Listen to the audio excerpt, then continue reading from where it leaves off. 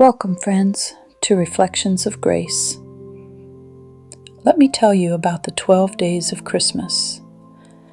There was a time in England when celebrating Christmas openly was not encouraged, and in some periods it was forbidden altogether. Beginning in the 16th century, following England's separation from the Roman Catholic Church, long-held traditions surrounding Christmas came under intense scrutiny. Under growing Protestant, particularly Puritan, influence, Christmas was increasingly viewed as a Catholic practice rooted in excess rather than a biblically mandated observance.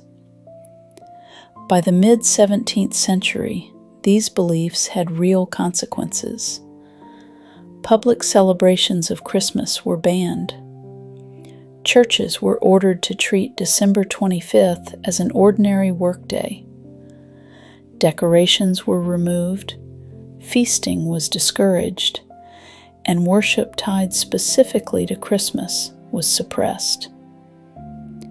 Yet faith has a way of enduring, especially in quiet places. For many families, Christmas did not disappear. It retreated indoors. It softened its voice. Belief was passed not through public ceremony, but through memory, story, and song. One later Christian tradition suggests that songs like the 12 Days of Christmas served as teaching tools, helping believers, especially children, remember the foundations of their faith during times when open instruction was limited. Historians continue to debate how widespread or intentional this practice was. What matters more is what these traditions reveal about the human heart. When faith is pressured into silence, it often finds new ways to speak. According to this tradition, each day of the song carried symbolic meaning. The early days recalled the Gospels and core truths of the faith. On the first day of Christmas, the partridge in a pear tree represented Christ himself, present, enduring, and given freely. The second day had the 2 turtle doves as the Old and New Testaments. The third day had 3 French hens standing for faith, hope, and charity. The fourth day was the 4 calling birds, were the 4 Gospels.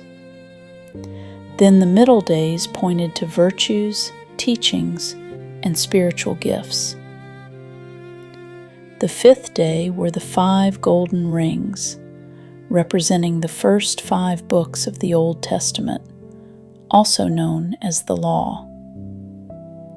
The 6th day is the 6 geese a-laying, which stood for the 6 days of creation.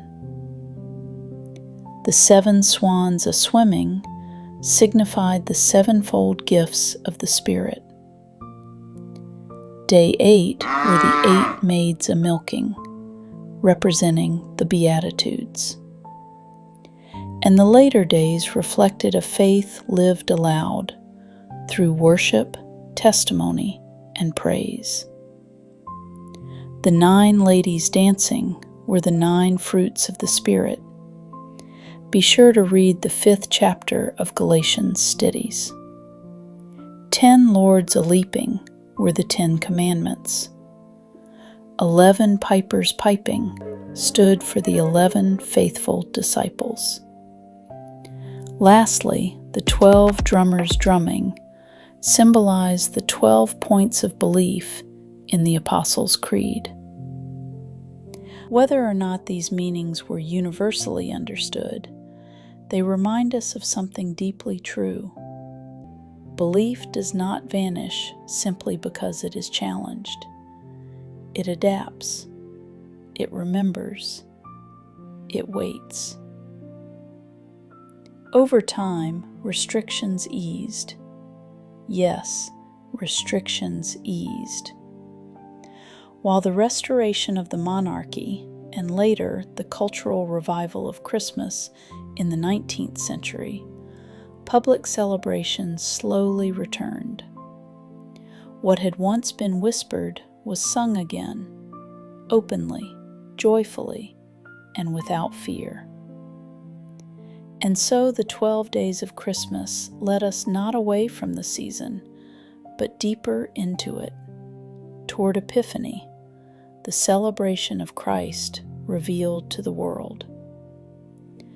Please remember, despite persecution, imprisonment, physical punishment, many still worshiped Christ anyway, just like Paul and Silas did.